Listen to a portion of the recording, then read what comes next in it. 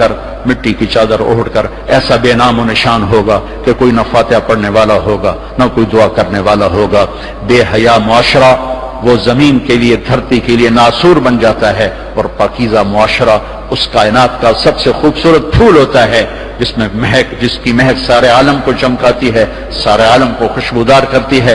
دمشق جب فتح ہوا تو کیسر کی بیٹی وہاں کے حکمران کی بیگم تھی، توما، اس کا نام تھا توما، وہ قتل ہو گیا۔ جب باندیاں کٹھی ہوئیں مال غنیمت میں تو حضرت خالد کو پتا چلا کیسر کی بیٹی بھی باندیوں میں، تو انہیں ایک دم اس کو الگ کیا، خیمہ لگوایا، اس کی نوکرانیوں کو اس کے ساتھ کیا اور ان کے لیے پہرا مقرر کیا۔ پھر عزت و احترام کے ساتھ 400 آدمیوں کا دستہ فوج صحابہ کافر کی بیٹی کو پہنچانے جا رہا ہے کہ جاؤ اس کے باپ کے پاس پہنچا کر آؤ، اسے کہو کہ ہم دشمن کو بھی یہ عزت دیتے ہیں، ہم عزت کی یوں حفاظت کرتے ہیں۔ یہ 400 مقدس ترین انسانوں کا قافلہ ایک کافر کی بیٹی کو پہنچانے کے لیے بارڈر تک گیا، انطاکیہ آج کل ترکی میں ہے۔ جب کیسر کی بیٹی نے بتایا نا کہ میرے ساتھ خالد بن ولید نے یہ سلوک کیا ہے، اور مسلمان روزانہ اخبار میں عزتیں لوٹی ہوتی ہیں، لوٹنے والے امریکہ سے نہیں آئے، انڈیا سے نہیں آئے، اسرائیل سے نہیں آئے، فرانس سے نہیں آئے، اپنے ہی ہے۔ ماؤں نے جن کے چھوڑ دیا، باپ نے کمائی کے چکر میں بتانا بھی چھوڑ دیا، تو درندے بن کے باہر نکل آئے، وحشی بن کے باہر نکل آئے۔ یہ کوئی امریکہ کی سازش ہے؟ روزانہ عزتیں لٹ رہی ہیں۔ جب کیسر کو پتا چلا، اس کی بیٹی نے بتایا تو کیسر رونے لگا اور اس نے کہا جس قوم کے یہ اخلاق ہوں ایک دن آئے گا کہ میرے اس تخت کے بھی مالک ہوں گے جس پر میں آج بیٹھا ہوا ہوں۔ اور 6 مہینے بعد وہ ہوا، اللہ نے انطاکیہ بھی صحابہ کے قدموں میں ڈالا۔ میرے عزیزو، ہماری ایک عزت ہے، ہماری ایک ناموس ہے، ہماری آنکھ بے حیا نہیں ہوتی، ہم اللہ کی بتائی ہوئی ترتیب کے مطابق اپنی زندگی کی راہیں طے کرتے ہیں، اس کو کراس نہیں کرتے۔ اگر عبرت کا نشان دیکھنا ہے تو جا کے یورپ میں دیکھو، امریکہ میں دیکھو کہ وہاں کی عورت کا کیا حال ہے، وہاں کی ماں کا کیا حال ہے، وہاں کی بہن کا کیا حال ہے۔ اپنے آپ کو اس سے باہر مت لے جاؤ، علم ضرور حاصل کرو، تعظیم مت لو۔ مغرب میں تو سورج ڈوب کر اعلان کرتا ہے کہ مغرب ڈوبنے کی جگہ ہے، ابھرنے کی جگہ نہیں ہے۔ ابھرنے کے لیے اللہ نے مشرق کو بنایا ہے، تو اپنی تہذیب کی، اپنی عزت کی، اپنی ناموس کی حفاظت کرو، اپنے استادوں کی قدر کرو، جس سے پڑھو اس کے سامنے ساری زندگی سر جھکا کے چلو، چاہے وہ اچھا ہے برا ہے۔ اگر تمہارا استاد ہے ساری زندگی اس کے آگے سر نہ اٹھانا، اللہ تمہارے علم میں برکت دے گا، تمہارے علم میں برکت دے گا۔ اگر استاد کو بے عزت کرو گے تمہارے لیے علم کے دروازے بند ہوں گے، خیر و برکت کے دروازے بند ہو جاؤں گے۔ یہ بھی باپ کے درجے میں ہے، تمہارا استاد بھی ایک باپ ہے جس کی پشت سے نکلے ہو، ایک ماں ہے جس نے تمہیں گود میں پالا ہے، ایک ماں جو تمہاری ساس بھی تمہاری ماں ہے، خالہ بھی تمہاری ماں ہے، پھوپھی بھی تمہاری ماں ہے، استاد تمہارا باپ ہے۔ ان سب رشتوں کی عزت کرنا سیکھو، قدر کرنا سیکھو، سب کچھ لوٹ کے اللہ تمہاری جھولی میں ڈالے گا۔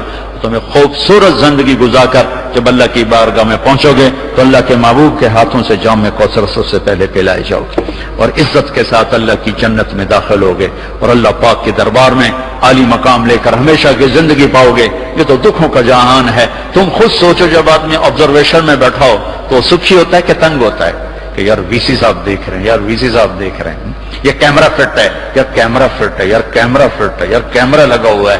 میرے اللہ کے کیمرے یہ 2 کرامن کاتبین ہر وقت ہمیں آبزرویشن میں لیے بیٹھے ہیں۔ موت تو چھٹی کا نام ہے، اگر اللہ راضی ہو گیا تو موت چھٹی، سیدھے اللہ کی رحمت میں پہنچ گئے۔ تو سارے بچے اس کی نیت کرو، ارادے کرو، اللہ سے مانگو، وہ خوبصورت زندگی لے کر جاؤ جس پر پھر یہ سارے مزے اللہ آگے تمہیں کھانے کے بھی پورے کر دے، شادی کے بھی پورے کر دے، گھروں کے بھی پورے کر دے، اور عزت کے بھی ہو جائیں، کامیابی کے بھی ہو جائیں، اللہ پاک سے لینے والی بھی بن جائے۔ 5 فٹ نالا سے کی کرنا ہے؟ یہ تو ہم گھستے 5 فٹ کے ہو کے رہ گئے۔ ہمارے بابا آدم 130 فٹ کی ہائٹ تھی، اما ہوا 130 فٹ کی ہائٹ پر تھی۔ یوسف علیہ السلام کو تو لوگ جانتے ہیں سب سے خوبصورت تھے، عورتوں میں سب سے خوبصورت کون تھا یہ کم معلوم ہے، حضرت حوا سب سے حسین خاتون تھی، سب سے حسین حضرت حوا، دونوں اما ابا 130 فٹ کی ہے۔ جنت میں جانے سے پہلے ہم چھوٹے کر کے ہوں گے، چونکہ جنت کی لڑکی، جنت کے خادم سب 130 فٹ پر ہیں، سب 130 فٹ میں، تو اللہ تمہیں بھی 130 فٹ پر لے جائے گا۔ 130 فٹ یہ پیسج آف ٹائم نے چھیلتے چھیلتے چھیلتے یہ کر دیا ہے۔ 10,000 سال نے ہمیں گھسا گھسا گھسا گھسا گھسا کے 5 فٹ پہ آگے کھڑا کیا ہے۔ واپس جاؤ گے 130 فٹ، آدم بھی، حوا بھی، جنت کی حور بھی، یہ خواتین بھی، آپ بھی سب 130 فٹ پر جاؤ گے۔ اور جنت کی عورت کو اللہ نے مشکمبر زعفران کافور سے بنایا، سورج کو انگلی دکھائے سورج نظر نہ آئے، سمندر میں تھوک ڈالے شہد سے زیادہ میٹھے ہو جائیں، مردوں سے کلام کرے ان میں زندگی کی روح پھونک دے، کلائی نمودار ہو جائے، 7 آسمان کے اندھیرے 7 زمینوں کے اندھیرے روشنیوں میں تبدیل ہو جائیں، یہ ایمان والی عورت اس جنت کی لڑکی سے 70,000 گنا زیادہ خوبصورت ہوگی۔ تو یہ آخری انجام ہے میرے عزیزو۔ یہاں رہتے ہوئے نماز کے پابند رہو، اگر آپس میں لڑے ہوئے ہو صلح کر لو۔ میں نے بھی ہاسٹل لائف گزاری، بہت چھوٹی عمر میں گزاری، میں تو 11 سال کا تھا جب میرے باپ نے مجھے بھیج دیا لاہور، کہتے ہیں ڈاکٹر بنانا ہے، تو میں ہاسٹل لائف میں ایک عرصہ گزرا ہے میرا، اور اچھے اداروں میں گزرا ہے، تو لڑائیاں جھگڑے یہ سب کچھ نفرتیں چلتی ہیں۔ میں کم جو آپ بچے بچیاں آئے ہوئے ہو، اگر کسی سے لڑے ہوئے صلح کر لو، کسی استاد سے بے ادبی ہوئی ہے جا کے معافی مانگ لو، اپنے ماں باپ سے کوئی گستاخی ہے جا کر معافی مانگ لو، کسی بہن بھائی سے لڑائی ہے معافی مانگ لو، کوئی خامن بیوی سے ناراض ہے، بیوی خامن سے ناراض ہے، تو ایک دوسرے کو معاف کر دو۔ اللہ تعالیٰ کو معاف کرنا پسند ہے۔ آپس میں محبت سے رہو، درگزر سے رہو، کہیں لڑائی ہو جائے صلح کرواؤ، کہیں جھگڑا ہو جائے صلح کرواؤ، چپ رہنا سب سلوک کرو کہ عسیٰ ان تکرہوا شیئا ویجعل اللہ فیہ خیرا کثیرا، تمہیں اس ناگواری میں اللہ بہت کچھ دے دے گا، بہت کچھ دے دے گا۔ امام غزالی کی روایت ہے، جس کا خامن بدتمیز ہو، اکثر تو خامدی ہوتے ہیں، بد زبانی بھی ہوتی ہے، بدتمیزی بھی ہوتی ہے، عورتیں بھی ہوتی ہیں، کم ہوتی ہیں، مرد زیادہ ہوتے ہیں، جس کا خامن بدتمیز ہو اور عورت صبر کر جائے تو اسے وہ اجر ملے گا جو فرعون کی بیوی حضرت آسیہ کو ملا تھا، فرعون کی زوجیت۔ جس کی بیوی بدتمیز ہو اور خامن صبر کر جائے تو اس خامن کو وہ اجر ملے گا جو لوط علیہ السلام اور نوح علیہ السلام کو ملا تھا کافر بیویوں کو برداشت کر کے۔ کیا مثال ہے، طلاق نہیں دی، نباہ کر کے دکھائے، طلاق نہیں، نباہ کر کے دکھائے۔ اگر باپ کو سمجھنا چاہتے ہو قرآن میں باپ کیسا ہونا چاہیے، قرآن نے ایک باپ کا ذکر کیا ہے کہ ایسے باپ کو، ایسا باپ پورے قرآن میں بیان نہیں ہوا، وہ ہے یعقوب علیہ السلام۔ جیسے یعقوب نے باپ بن کے دکھایا ہے، پوری امت کے لیے پیغام ہے، اگر اولاد نافرمان ہو جائے تو کیا کرو، گھر سے نکال دو، جائیداد سے آگ کر دو، لڑائیاں جھگڑے شروع کر دو، نہیں، صبر کرو، فصبر جمیل واللہ المستعان علی ما تصفون۔